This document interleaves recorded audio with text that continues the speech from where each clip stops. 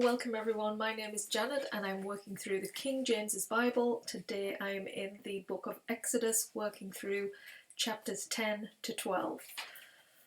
So we'll get straight into 10. Now, if we remember earlier in the previous few chapters, Moses has been trying to get Pharaoh, through the help of the Lord, to free the Israelites from Egypt. But he's having none of it. None of it. So we are now continuing with this plight in getting the Israelites out of Egypt.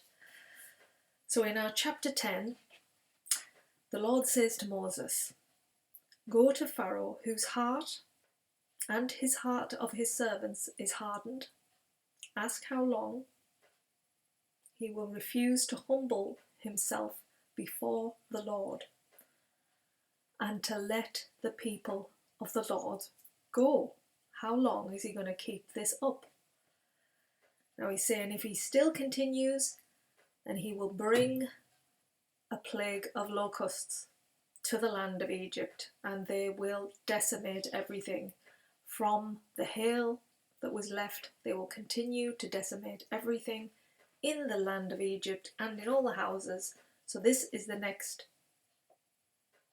proposition God is putting forward, so that Pharaoh will eventually just say, no, let them go. So he tells Moses and Aaron to go ahead and say this to Pharaoh. So they do. They go ahead and they tell him this, and his servants actually say, come on, why don't we just let them go? So Pharaoh agrees to let them go, but he asks first, who exactly will be going? And this is when Moses says, I will go with my young ones, with the elders, with all the livestock. And then Pharaoh turns around and he says, no, you're not going with all of that. You're not going. Only the men. The men can go, that's it. Now leave my presence. So Moses and Aaron leave. See, they've not been given what they asked from Pharaoh. And so the Lord brings forth the locusts, and the locusts just cover Egypt. They destroy everything. They eat all the trees, all the herbs. Everything is gone, goes in through all of the homes, and this is something that Egypt has never seen on earth before, this many locusts. It's just absolutely crazy. Then Pharaoh asks Moses and Aaron, after all of this, he just can't take anymore, and he says, I pray to the Lord for me, please get these locusts to go. I have sinned, let them go, I'll let you go. So Moses speaks to God, and God comes along with a huge wind and blows all of these locusts away. And so they're gone. And once they're gone, Pharaoh's heart is hardened again, and he still won't let the people go. So now God brings darkness to Egypt. This is like the dark hour has come. And it makes it pitch black for 3 days in Egypt. The Israelites, it's not affecting their area. They still have light. But the land of the Egyptians is covered in a blanket of darkness. And at this point, Pharaoh says, okay, you can go, but you're not taking the livestock, but everybody else, you can go. But Moses disagrees. He's like, no, wait, we need the animals, we need the livestock, we have to take that to sacrifice to God. And Pharaoh says, no, people and nothing else. Now leave, or you will be killed. I don't want to see your face here anymore. So Moses calmly agrees, and he leaves. And that's how we end chapter 10. Now in chapter 11, God brings one more plague onto Pharaoh, and he tells Moses what is going to happen. So he says to him, Pharaoh is completely going to let the people go. And the Israelites are to ask the Egyptians for silver and gold and clothing, because the Lord will give them favour. He will put favour in the Egyptians' eyes towards the Israelites. And Moses is to tell Pharaoh that all the newborns, all the newborn males, the firstborns, will die. And that includes cattle and everything. They're going to die. And there'll be a loud cry from the Egyptian people, while Israel while Israel will be silent. God's people will be separate from all of this, and even Pharaoh's officials will bow down to God. God warns Moses and he says Pharaoh will not listen, and Moses will have to continually keep asking, and that all these wonders that Aaron and Moses have set forth to Pharaoh will just harden Pharaoh's heart, and they will just keep multiplying and multiplying.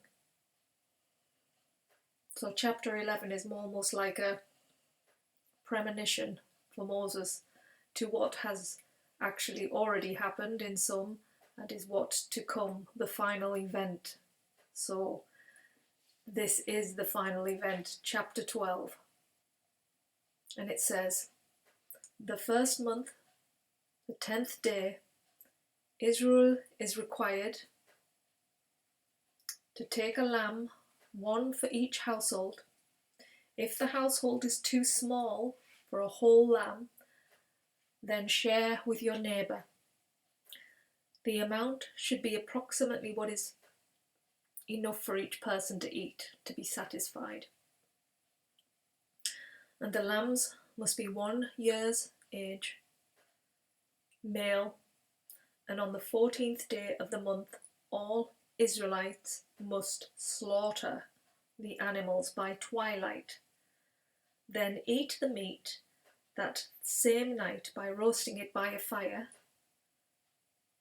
and it must all be eaten by morning, or all leftovers must be burnt. So whatever they don't eat must be burnt. And they have to, when they're eating it, they have to eat with their cloak tucked into their belt, sandals on their feet, staff in their hand, and eat quickly. So these are specific, important rules that the Israelites must follow before he brings this plague of death towards all firstborns in Egypt. And he says the one last thing they must do is blood on the doorposts, and that's to mark the area that God is going to leave the Israelites alone, so they will not be affected by doing this. And the death of the firstborns will pass over the homes. The Lord will strike all firstborns, even livestock of the Egyptians.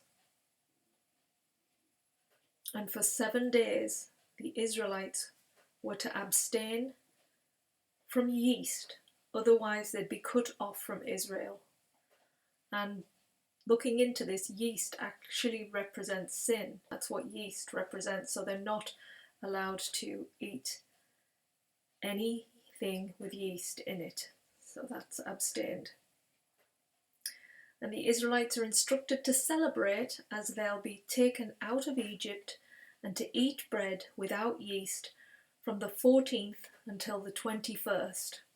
And Moses asked the Israelite elders to act fast to make sure that there's blood on the posts so that they will be saved. Nothing will happen, so move fast. The Israelites worshipped what Moses said, and they followed his instructions to the word. They'd seen all of these sights going on, all of these plagues, and they were convinced the Lord was here. And now the great death approaches Egypt. And there was not a house without someone dead in Egypt. And a loud cry at midnight went out. And at this point, finally, at this point, Pharaoh allows them to go. He says, go, get out, get them gone. And Pharaoh allowed them to go and asked for a blessing. So the Israelites quickly left. And they took gold and silver, as God predicted, from the Egyptians, along with clothing, because God had given them favour, and encouraged them to leave quickly. So they left quickly. And this is 600,000 men on foot, beside women and children with herds and livestock just walking out there. It must have been such a huge thing to see. And the Israelites actually lived in Egypt for 430 years. So what a marking of time, this change. to the day, it was 430 years when they left Egypt. So now this time has to be marked as the Passover. And these are the restrictions that have been laid down by God as they have to worship each time. No foreigner may eat it. Eaten inside the house. Do not break the bones. This is the lamb that they're sacrificing. The whole community must celebrate it. A foreigner residing among the Israelites must have all males in the household circumcised. So everybody has to be circumcised. It's that releasing of the flesh as a sacrifice to God. So the Israelites did as Moses and Aaron had commanded via God, saying to them. They carried out these instructions as to what they were to do. So that closes our last 3 chapters. We finally got Pharaoh to release the Israelites, but it took so much. It just took so much. Like what a will, and like how much suffering had to be had till the point of death. It was only until his own firstborn was killed that he finally released it. It's like the pain has to get sometimes in our lives so bad before we will actually make a change. It really will. And this is what this is teaching me, that, you know, you've got to get to a point where the pain is so bad that you will change, you know. And that's where Pharaoh got to. You know, he got to that point where his firstborn and the cry of the Egyptians losing all their firstborns finally made him stop, because there's just no sense in moving forward in that. So that ends our 3 chapters for today. I hope you enjoyed it, and we'll be back again soon for the next few chapters within Exodus. Thanks for joining me, everyone. Take care, and I'll see you again soon. Bye.